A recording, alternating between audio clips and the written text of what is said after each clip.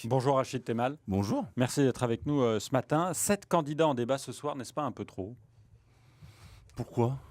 Ça permet d'avoir l'éventail de la gauche. Vous avez la moitié des candidats qui sont socialistes, l'autre moitié qui ne sont pas. Ça permet d'avoir des candidats qui portent des valeurs de l'écologie, du radicalisme. Et donc, ça permet d'avoir une fois un éventail large. Parce que l'enjeu qui est le nôtre, c'est de rassembler la gauche et de choisir celle ou celui qui portera nos couleurs pour battre le Front National et l'extrême droite, donc l'extrême droite, le Front National aux élections, un parti toujours aussi raciste et xénophobe, et puis battre une droite ultra conservatrice, ultra libérale, avec M. Fillon, on l'a vu, son programme sur la sécurité sociale ou d'autres. Donc, Là, non, vous l'enjeu, projetez c'est d'avoir déjà, les candidats et donc permettre Rachid- aux Français d'avoir un éventail. Rachid Temal, vous vous projetez déjà au second tour de l'élection présidentielle, mais est-ce que la plus grosse difficulté pour vous, une fois que vous aurez choisi votre candidat grâce à cette primaire, ce ne sera pas d'affronter plutôt Jean-Luc Mélenchon et Emmanuel Macron?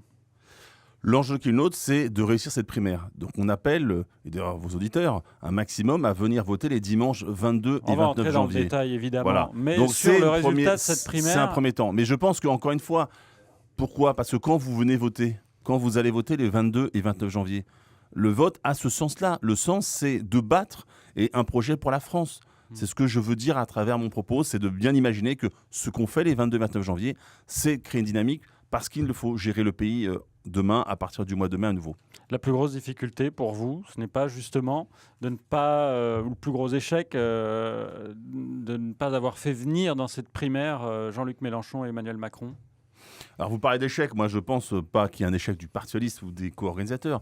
Ce qui est regrettable, c'est Un que échec nous global, sommes, oui, mais même- c'est que nous sommes dans une initiative que nous avons prise dès 2011, parce que nous sommes les premiers à avoir fait en France une primaire pour choisir, pour élargir et pour unifier. Ce qui est dommage, c'est que d'autres, vous avez cité Jean-Luc Mélenchon, aient décidé par lui-même seul d'être candidat et ne pas s'inscrire dans une logique globale de la gauche, comme nous étions plusieurs à le proposer, parce que ce rassemblement de la gauche est nécessaire pour gagner son présidentielle.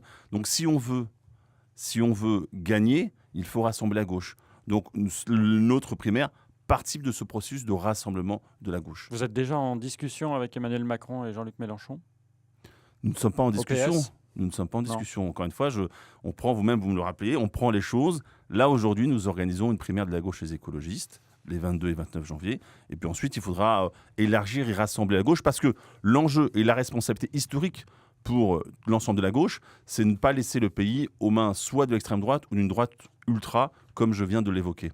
Rachid Temal, que retenez-vous de l'organisation de la primaire à droite en novembre dernier? D'abord, dire que la primaire de la droite a beaucoup retenu notre organisation de 2011, parce que c'est comme ça que c'est passé. Nous l'avons fait en 2011, la droite a fait des choses. Elle a fait mieux du coup, puisqu'elle a eu 4,3 millions de votants. En participation, mais dire sur l'organisation, c'est ça votre propos, l'organisation, c'est un copier-coller de ce que nous avons fait en 2011. Donc voilà, donc l'enjeu n'est pas de savoir qui copie quoi, etc.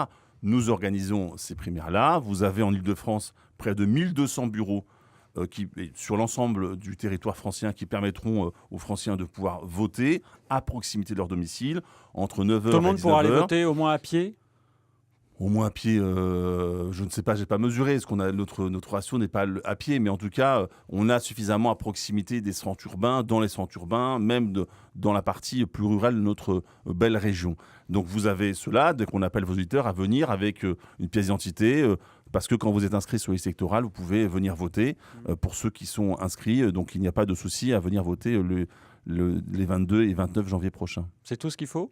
Alors, pour être totalement, si on rentre dans le détail, je rappelle que quand vous êtes inscrit au 31 décembre 2015 sur les listes électorales, vous venez avec votre pièce d'identité bien évidemment, et votre carte d'électeur, c'est mieux. Et puis quand vous êtes inscrit entre le 1er janvier 2016 et le 31 décembre 2016, il faut aussi avoir l'attestation d'inscription sur les listes électorales de votre commune. Et là, vous pourrez voter dans le bureau. Vous n'oubliez pas autre chose?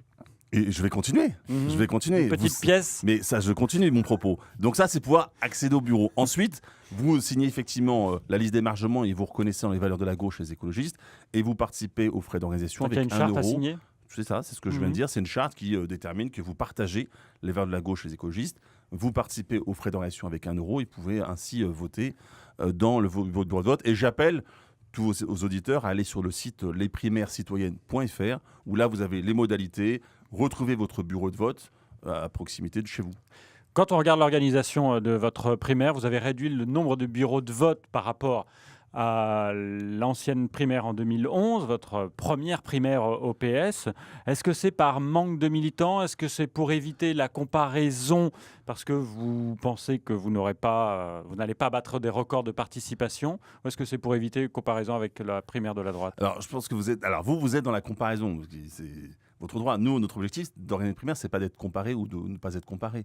C'est encore une fois d'avoir des bureaux à Ah, vous proximité. comprenez que c'est normal qu'on se Mais dise, tiens, c'est la deuxième mais primaire. vous posez cette question-là, il est normal que je vous réponde. J'entends. Donc, il n'y a pas de souci de ce point de vue-là. Vous avez assez de militants également? Alors, encore une fois, je rappelle que vont tenir les bureaux de vote à la fois les militants et les sympathisants, comme on le fait d'ailleurs dans les élections municipales. Donc, des gens qui vont donner un peu de temps pour tenir le bureau de vote. Et d'ailleurs, je souhaite les remercier pour celles et ceux qui ont accepté d'être présidents de bureau de vote, pour celles et ceux qui ont accepté d'être assesseurs. Ils vont aussi participer à une démocratie importante et donc je pense que c'est bien de les saluer ce matin. Et donc j'espère que les gens viendront en masse voter les 22 et 29 janvier prochains. Votre objectif du nombre de votants, quel est-il?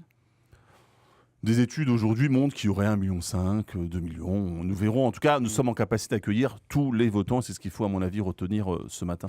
Et pour se décider, il y a le premier débat ce soir, notamment sur TF1. Merci Rachid Temal, interview à Merci. retrouver sur francebleu.fr en vidéo. Bonne journée.